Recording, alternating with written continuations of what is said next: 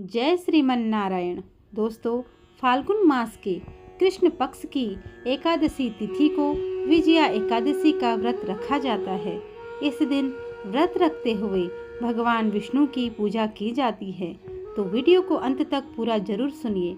अगर आपको यह जानकारी पसंद आए तो प्लीज़ अपने भक्ति जीवन चैनल को लाइक, शेयर और सब्सक्राइब करना बिल्कुल ना भूलिए। विजया एकादशी व्रत कथा का पाठ किया जाता है। यदि आप अपने किसी कार्य में सफलता प्राप्त करना चाहते हैं तो आपको विजया एकादशी का व्रत करना चाहिए। प्राचीन काल में कई राजा महाराजाओं इस व्रत के प्रभाव से अपने निश्चित हार को भी जीत में बदल चुके हैं। विजया एकादशी व्रत के बारे में पद्म पुराण और स्कंद पुराण में अति सुंदर वर्णन मिलता है। कहा जाता है कि जब जातक शत्रुओं से घिरा हो तब विकट से विकट परिस्थिति भी विजया एकादशी के व्रत से जीत सुनिश्चित की जाती है। कहा जाता है कि विजया एकादशी का व्रत करने से कष्टों से मुक्ति मिलती है। वनवास के दौरान जब भगवान श्री राम को रावण से युद्ध करने जाना था तब उन्होंने भी अपनी पूरी सेना के साथ इस महाव्रत को रखकर श्रीलंका पर विजय प्राप्त की थी। भगवान श्री राम ने इस व्रत को धारण किया और सागर पर सेतु का निर्माण कर लंका पर चढ़ाई की। तो आइए दोस्तों, अब हम इसकी विधि जान लेते हैं कि हमें एकादशी का व्रत किस तरीके से करना चाहिए। प्रातः जल्दी उठकर स्नान करें, व्रत का संकल्प लें और फिर विष्णु जी की आराधना करें। भगवान विष्णु को पीले फूल अर्पित करें। घी में हल्दी मिलाकर भगवान विष्णु का दीपक करें। पीपल के पत्तों पर दूध और केसर से बनी मिठाई रखकर भगवान को चढ़ाएं। एकादशी की शाम तुलसी के पौधे के सामने दीपक अवश्य जलाएं।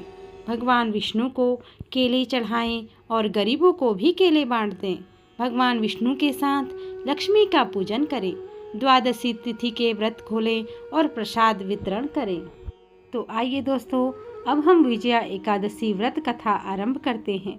धर्मराज युधिष्ठिर बोले, हे जनार्दन, फाल्गुन मास के कृष्ण पक्ष की एकादशी का क्या नाम है तथा इसकी विधि क्या है? कृपया करके आप मुझे बतलाइए। श्री भगवान बोले, हे राजन, फाल्गुन मास के कृष्ण पक्ष की एकादशी का नाम विजया एकादशी है। इसके व्रत के प्रभाव से मनुष्य को विजय प्राप्त होती है। यह सब व्रतों में उत्तम व्रत है। इस विजया एकादशी के महात्म्य के श्रवण व पठन से समस्त पाप नाश हो जाते हैं। एक समय देवर्षि नारद जी ने जगत पिता ब्रह्मा जी से कहा, महाराज, आप मुझसे फाल्गुन मास के कृष्ण पक्ष की एकादशी विधान कहिए। ब्रह्मा जी कहने लगे कि हे नारद, विजया एकादशी का व्रत पुराने तथा नए पापों को नाश करने वाला है। इस विजया एकादशी की विधि मैंने आज तक किसी से भी नहीं कही। यह समस्त मनुष्यों को विजय प्रदान करती है। त्रेता युग में मर्यादा पुरुषोत्तम श्री रामचंद्र जी को जब 14 वर्ष का वनवास हो गया तब वे भी लक्ष्मण तथा सीता जी सहित पंचवटी में निवास करने लगे। वहां पर दुष्ट रावण ने जब सीता जी का हरण किया तब इस समाचार से श्री रामचंद्र जी और लक्ष्मण अत्यंत व्याकुल हुए और सीता जी की खोज में चल दिए। घूमते घूमते जब वे मरणासन्न जटायु के पास पहुँचे तो जटायु उन्हें सीता जी का वृत्तांत सुनाकर स्वर्गलोक चले गए। कुछ आगे जाकर उनकी सुग्रीव से मित्रता हुई और बाली का वध किया। हनुमान जी ने लंका में जाकर सीता जी का पता लगाया और उनसे श्री रामचंद्र जी और सुग्रीव की मित्रता का वर्णन किया। वहां से लौटकर हनुमान जी ने भगवान राम के पास आकर सब समाचार कहे।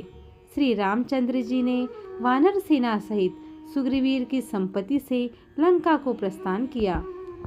जब श्री रामचंद्र जी समुद्र के किनारे पहुँचे तब उन्होंने मगरमच्छ आदि से युक्त उस अगाध समुद्र को देखकर लक्ष्मण जी से कहा कि इस समुद्र को हम किस प्रकार से पार करेंगे।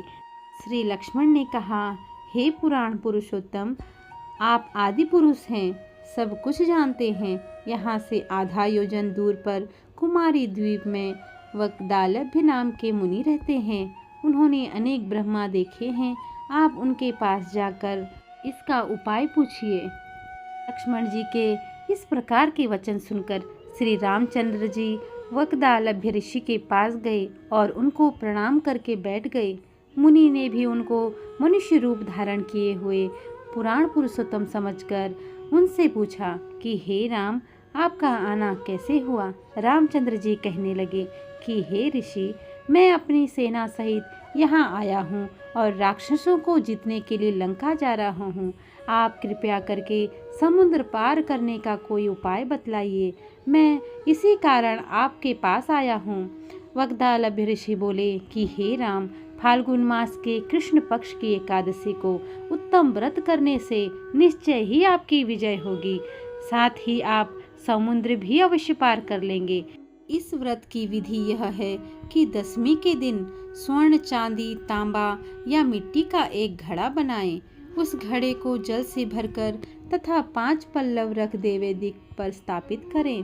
उस घड़े के नीचे सतंजा और ऊपर जौ रखें। उस पर श्री नारायण भगवान की स्वर्ण की मूर्ति स्थापित करें। एकादशी के दिन स्नान आदि से निर्वित होकर धूप, दीप, नैवेद्य, नारियल आदि से भगवान की पूजा करें।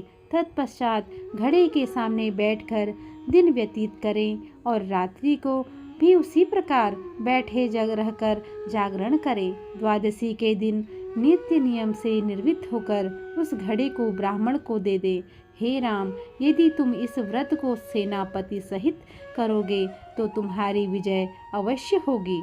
श्री रामचंद्र जी ने ऋषि के कथनानुसार इस व्रत को किया और इसके प्रभाव से दैत्यों पर विजय पाई। अतः हे राजन, जो कोई मनुष्य विधि पूर्वक इस व्रत को करेगा, दोनों लोकों में उसकी अवश्य विजय होगी। श्री ब्रह्मा जी ने नारद जी से कहा था कि हे पुत्र, जो कोई इस व्रत के महात्म्य को पढ़ता या सुनता है, उसको वाजपेयी यज्ञ का फल प्राप्त होता है। तो यही थी दोस्तों विजया एकादशी व्रत की कथा। तो वीडियो को लाइक और चैनल को सब्सक्राइब ज़रूर कीजिए और कमेंट बॉक्स में जय श्रीमन नारायण ज़रूर लिखिए।